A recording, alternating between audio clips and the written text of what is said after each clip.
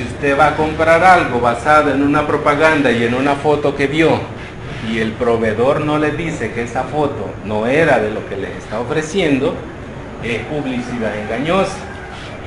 ¿Ya? Y usted tiene derecho a compensación. Pero no lo hacemos tampoco, mucho menos leer la letra pequeña. El proveedor de telefonía celular dice, algunos, la mayoría, dice, usted tiene cobertura 100% nacional. Así dice el contrato que firmamos. Y si eso no es cierto, y si eso ustedes tienen derecho a reportar, y ellos están obligados a mandar una inspección de campo, y si tienen razón, de redimensionar la red para garantizarles cobertura donde ustedes reportaron que no. Ya, eso dice la ley. Bien, pero como no nos es suficiente tenemos con lo del sábado, preocuparnos por esas cosas, pero como no nos preocupamos nosotros, la UIT se preocupó por nosotros. No se aprovechen de la gente, deben lo mínimo, la mínima calidad posible. En base a eso es que definió números y estándares para eso. ¿Para qué? Cuando pasemos, hay algo importante en esto. La calidad de la comunicación analógica no llega a ninguna red digital. Ninguno llega a eso. Ninguno llega a la calidad de la comunicación frente a frente analógica. El hecho de procesarla circuitalmente lleva intrínseco, ¿cómo lo hemos llamado a eso? Cuando el mensaje original se degrada debido a los procesamientos que hacemos circuitales y de todo tipo, ¿cómo le llamamos a eso? La distorsión. No distorsionamos. El mensaje ya se distorsionó y nunca podrá ser el mismo. Bien, ok, está bien que se distorsione, pero que la distorsión sea tal que no sea percibida por el usuario promedio. Nosotros somos usuarios promedio. Nosotros somos usuarios promedio. Entonces lo importante es que no lo percibamos. Por ejemplo, si se perdió un tono de 20 kHz, supuestamente a mi edad ya no reconozco tonos arriba de 12 kHz, según la morfología humana. Ustedes sí. Ustedes todavía tienen la capacidad de reconocer tonos de 12, 15 kHz. ¿Quién genera eso? Los instrumentos musicales. Los instrumentos musicales pueden generar notas hasta los 25 a 30 kHz. ¿Quién destruye toda esa gama de frecuencia? No han oído. El MP3. El MP3 se pasea en todo eso. De tal forma que la calidad de los discos famosos de acetato, pues, de vinilo, ya no se obtiene con las grabaciones actuales. ¿Ya? No lo percibimos. ¿Ya? No nos damos cuenta que se perdieron esos tonos, etc. Pero bien, no importa. La UIT nos protege y está normando eso. ¿Ya? Entonces, todo esto se ha normalizado para que perdamos lo menos posible. Y todos estos son los que vamos a tratar de describir acá. El primero, el muestreo.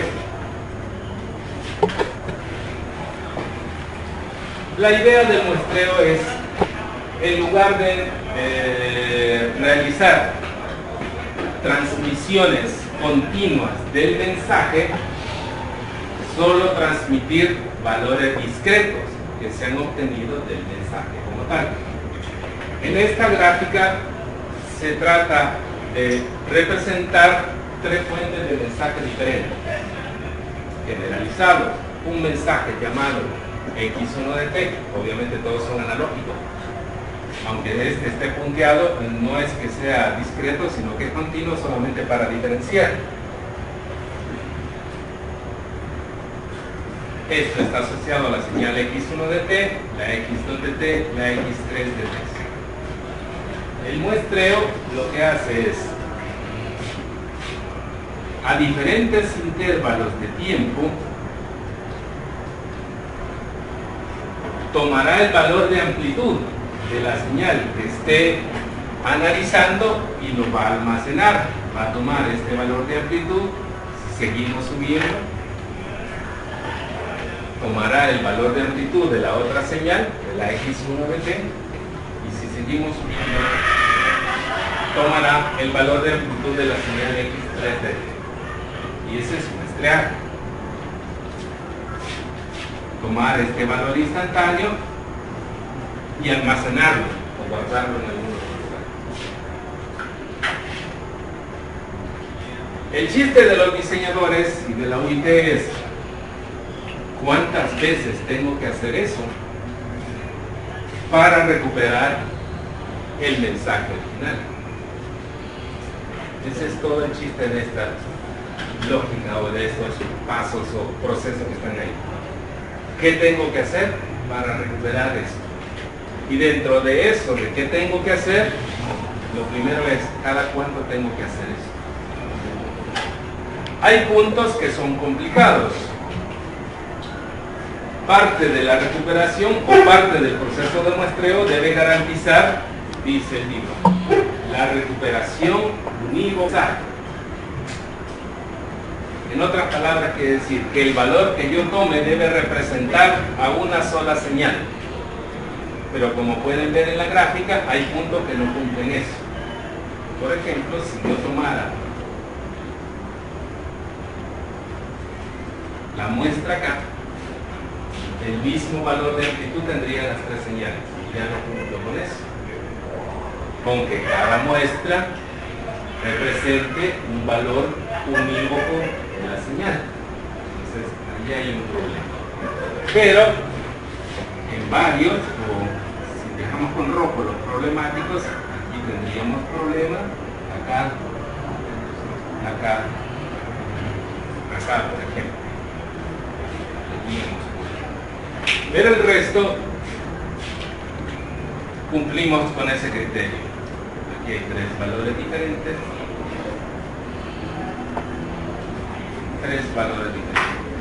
Muy bien.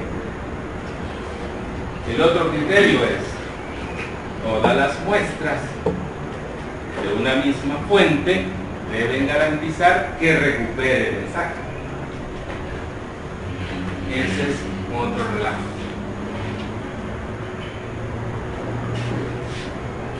Ese par de principios son los que rigen el asunto del muestreo. Bien. El proceso de muestreo más simple, al menos en términos matemáticos, que existe es utilizar este elemento. ¿Cómo se llama este? El multiplicador. Usar multiplicador.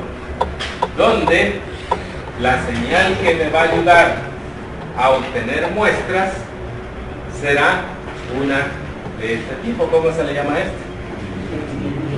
El tren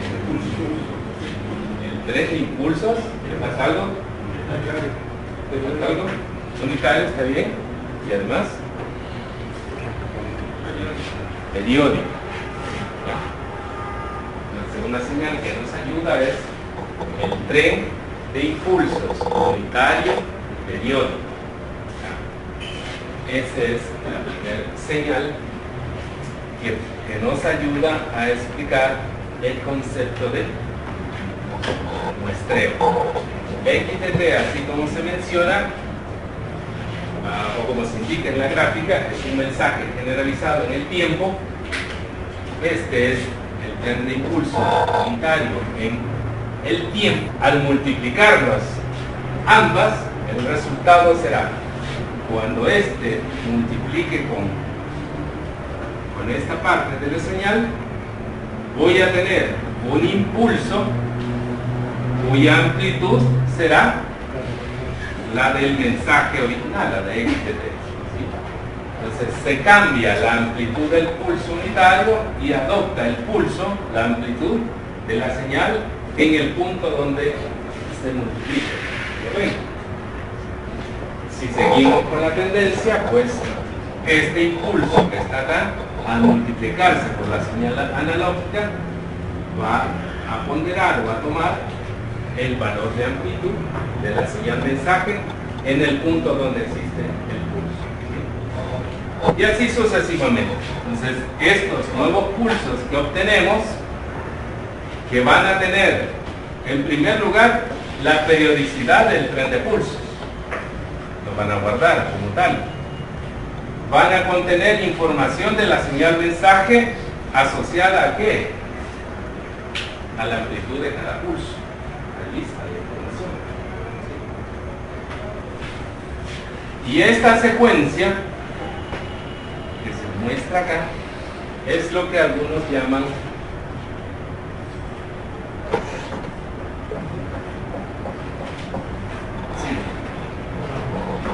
los pulsos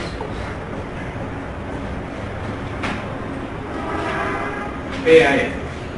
Así le llaman. Lo de PAM viene de eso.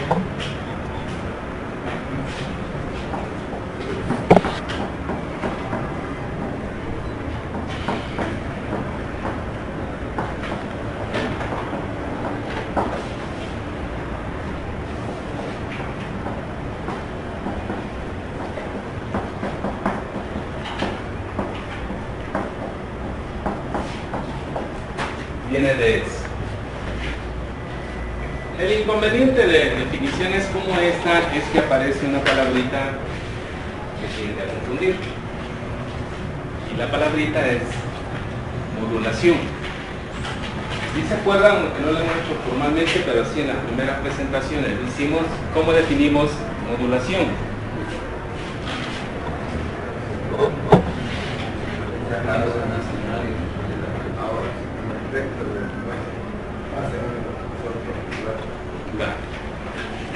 La definición formal es la alteración sistemática de un parámetro básico de una señal de alta frecuencia por otra frecuencia, que da como resultado la transmisión del espectro. Pero, tomando la primera definición que dice la alteración sistemática de un parámetro básico de una señal de alta frecuencia llamada portadora por una señal de baja frecuencia llamada moduladora. En términos estrictos, aquí no se ha dado ese proceso. No estamos alterando la amplitud, fase o frecuencia de esto estrictamente hablando. No lo estamos haciendo. Además dice de una de baja frecuencia sobre otra de alta frecuencia. Vamos a ver que existe relación en frecuencia entre este tren y la frecuencia que puede alcanzar este. Y que esa no cumple con los criterios de la UNIT, que dice que la diferencia de frecuencia entre la señal portadora y la moduladora debe ser por lo menos de 10 veces. Eso no lo cumple este. Por eso es que la palabra modulación ahí molesta un poco. En términos estrictos no es modulación, pero así lo definen los expertos y así lo vamos a hacer. Bien, estos son pulsos PAM.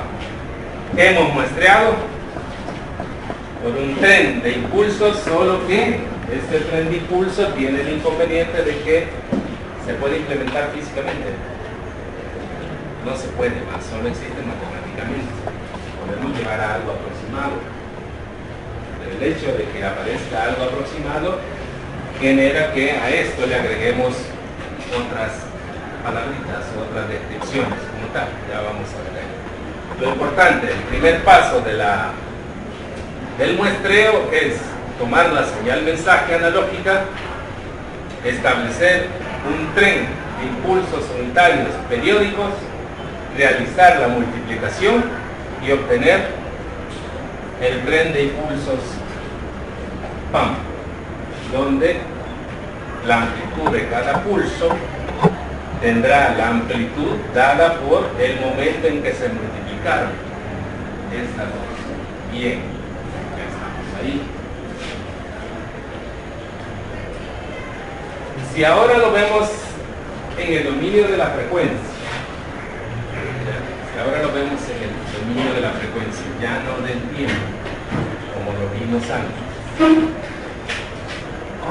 Y decimos que el mensaje tiene la famosa gráfica generalizada en frecuencia, dado por esto, este es genérico, no es en ninguna forma específica, ponemos así.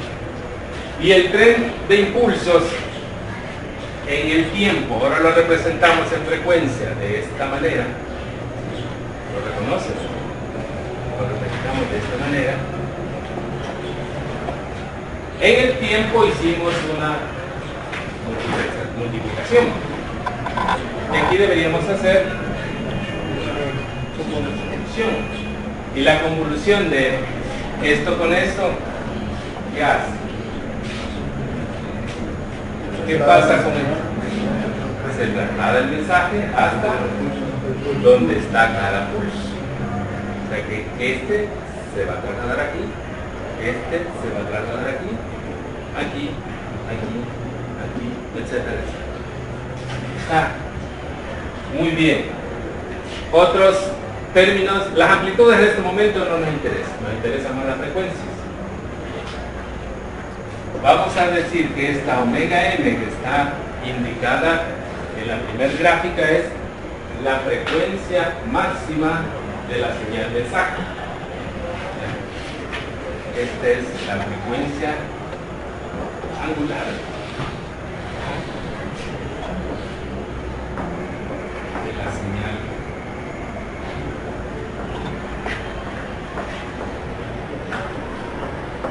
mensaje. Esa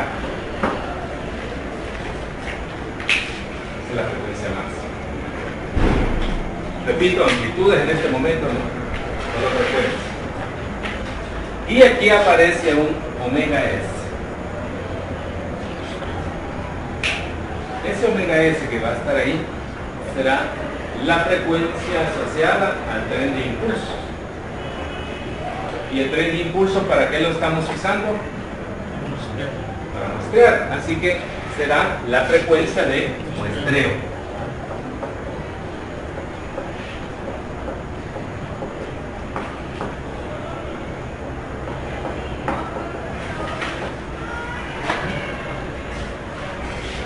La frecuencia de muestreo. Ok. Si el mensaje producto de la convolución ahora aparece en este pulso, y en este, y en este, y en este, y en este, y en este, y ahí hasta infinito.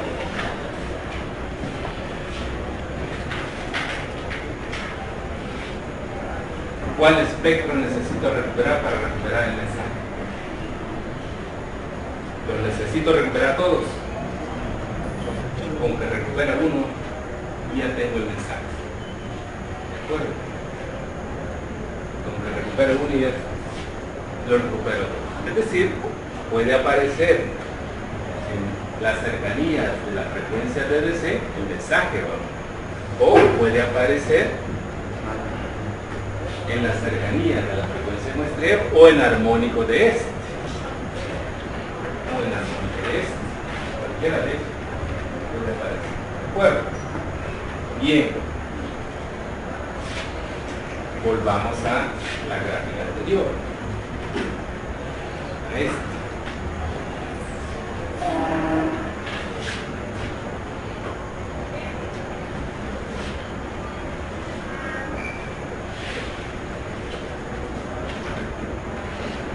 ¿Qué frecuencia debería tener?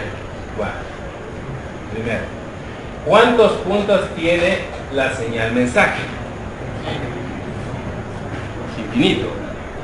Puntos de la señal mensaje.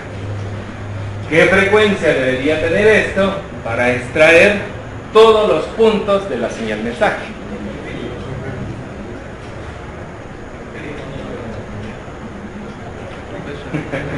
¿Qué frecuencia debería tener? ¿O cuántas muestras debería extraer para recuperar todos los puntos de la señal mensaje? Tendría que tomar un infinito número de muestras. ¿Y de ahí de qué salimos? No salimos de nada. Pero a quién le conviene, si nos ponemos en términos de un operador y un usuario, a quién le conviene que el mensaje se reproduzca lo más fielmente posible, al usuario o al proveedor. Al usuario. Entonces ahí vamos a guardar esas ideas. La visión del usuario, la visión del proveedor y el resultado matemático. Bien. Si cada una de estas muestras que tenemos acá representa la información de un canal, que es este, y esto en el dominio del tiempo, y quiero poner información de otros canales en ese lapso de tiempo que está acá, ¿qué debería hacer? Muestrear una fuente, y la muestra fuente, ubicarlas en los espacios que acá quedan vacíos. Esos espacios son vacíos y aparece información de otro canal. Este proceso de alojar información de diferentes fuentes en el dominio del tiempo se llama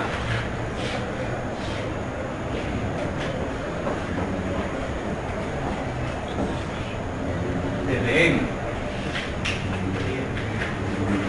o multiplexación por división del tiempo, porque a lo largo de un tiempo X le estoy asignando tiempos diferentes a información que viene de fuentes diferentes.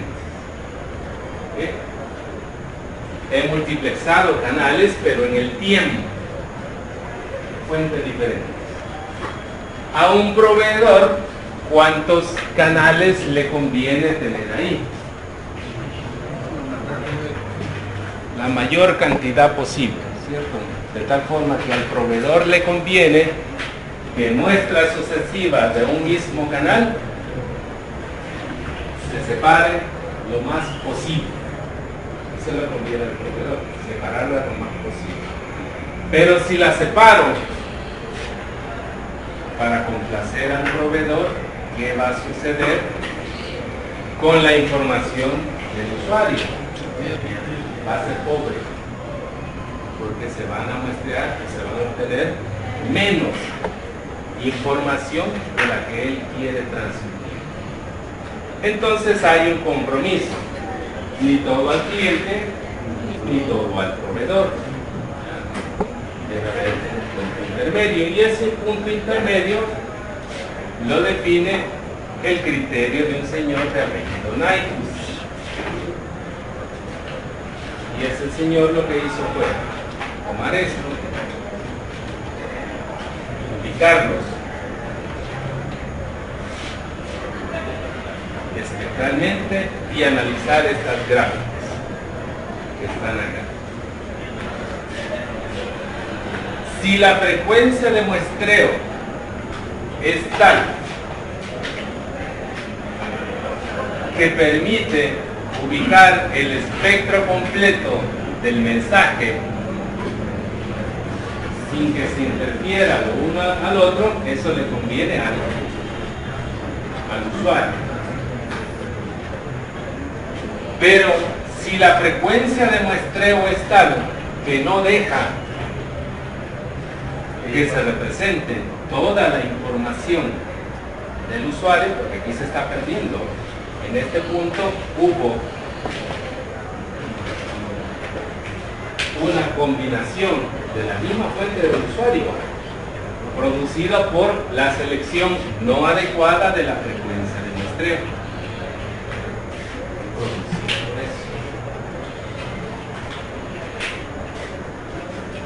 Esta separación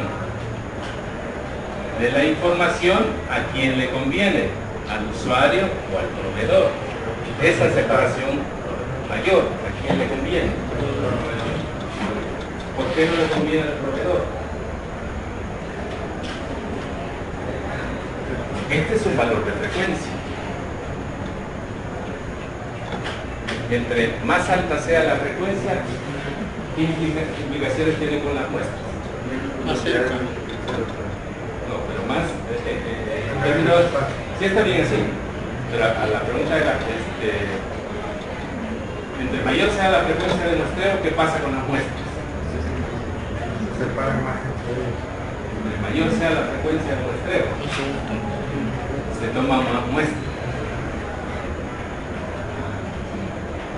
Y eso es lo que le conviene al usuario, pero no le conviene al proveedor. Al proveedor le conviene tomar menos muestras, es decir, que la frecuencia del muestreo sea pequeña, es decir, que esto le conviene al usuario, este le conviene al proveedor, pero llegar a estos extremos implica que el usuario pierde información, se distorsionó.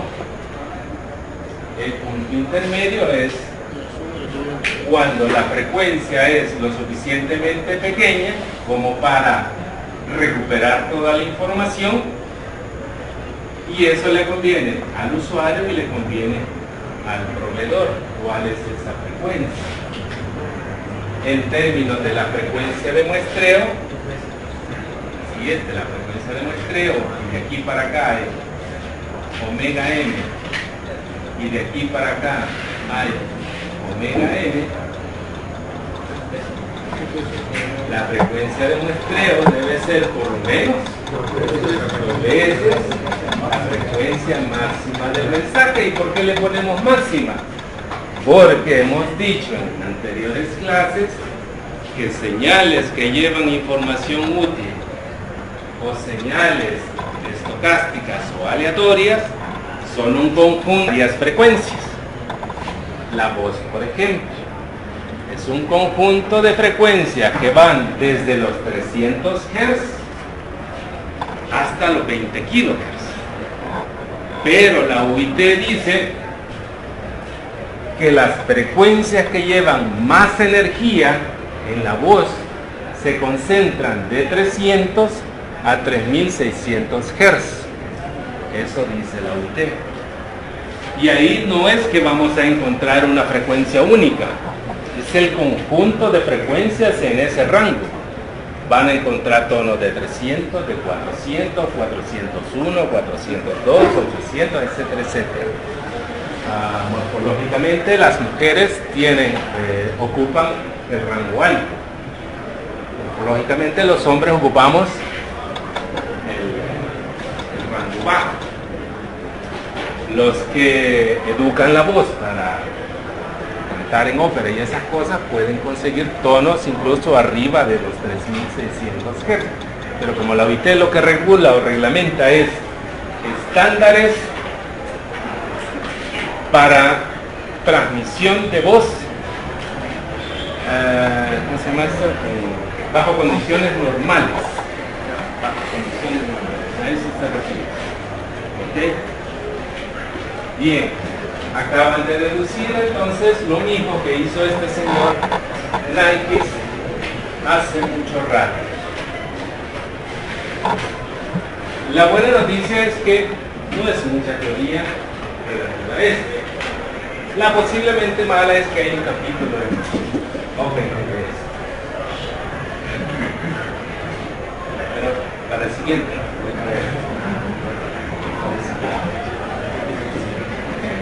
Todos los procesos de conversión analógico-digital que se usan en comunicaciones parten de este criterio. Parten de esto. ¿De acuerdo? Bien.